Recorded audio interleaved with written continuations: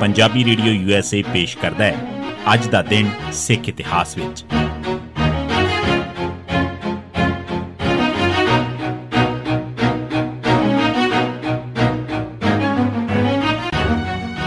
सिख इतिहास दीआं घटनावां च 27 जुलाई का दिन 1739 भाई बोता सिंह ते भाई गर्जा सिंह की शहीदी।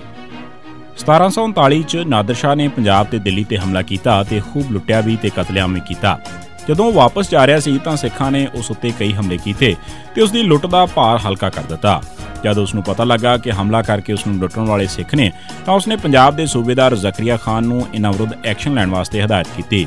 उसके जाण मगरों ज़करिया खान ने सिखां दा खुराखोज मटाउण दा फैसला कर लिया। सब तो पहलां तां उसने सिखां दा डल्लेवाल दा कच्चा किला ढाया। हुण जिथे भी सिख नज़र आउंदा उसनूं कतल कर दिता जांदा।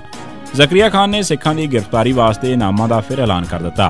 किसी भी सिख का थौ पता दस्सण वाले नूं 10 रुपए ते मारन वाले नूं 25 रुपए देण दा ऐलान किया गया। उसने ऐलान भी किया कि सिखां नूं पनाह देण वाले जां उन्हां दा पता ना दस्सण वाले जां उन्हां नूं खाण पीण दा जां होर समान देण वालिआं नूं मौत दी सज़ा दित्ती जावेगी। नतीजा यह निकलिया कि सारे पंजाब च किते भी केसां वाला शख्स नज़र नहीं सी आउंदा। सारे हिंदुआं ने अपने सिर मूँह मनवा लए।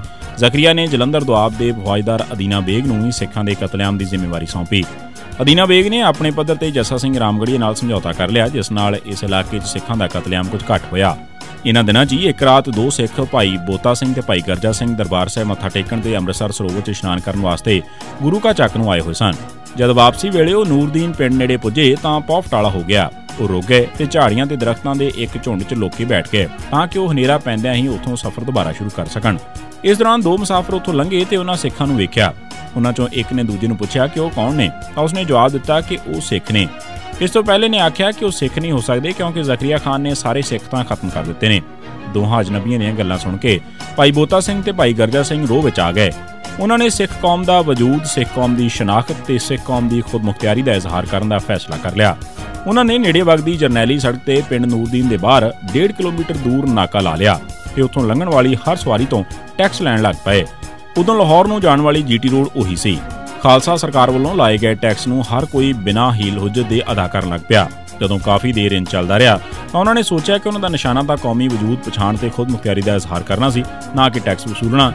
इस ते बाबा बोता सिंह ने एक खत ज़करिया खान के नाम लिखिया ते किसी राहगीर के हथ लाहौर भेज दिता। इस खत के अल्फाजां नूं एक शायर ने इंज भी लिखिया कि चिट्ठी लिखे सिंह बोता, हथ है सोटा विच राह खड़ोता, आना लाया गड्डे नूं पैसा लाया खोता, आखो भानी खानों नूं यों आखे सिंह बोता।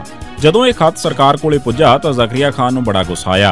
गुस्से च लाल पीले होए ज़करिया खान ने 100 बंदिआं दी एक फौज की टुकड़ी जलालदीन की कमान हेठ नूरदीन की सराह जिथे सिखां ने नाका लाया होया सी वल भेज दित्ती। इन्हां सिपाहियां दी बाबा बोता सिंह ते गर्जा सिंह नाल हथों लड़ाई हुई। इस लड़ाई च 30 के करीब मुगल सिपाही मारे गए ते दोवें सिंह भी शहीदी जाम पी गए।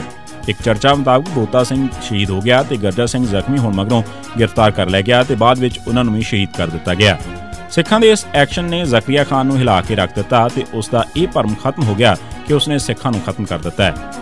ये सी सिख इतिहास दीआं घटनावां च 27 जुलाई का दिन। सुणदे रहो पंजाबी रेडियो USA।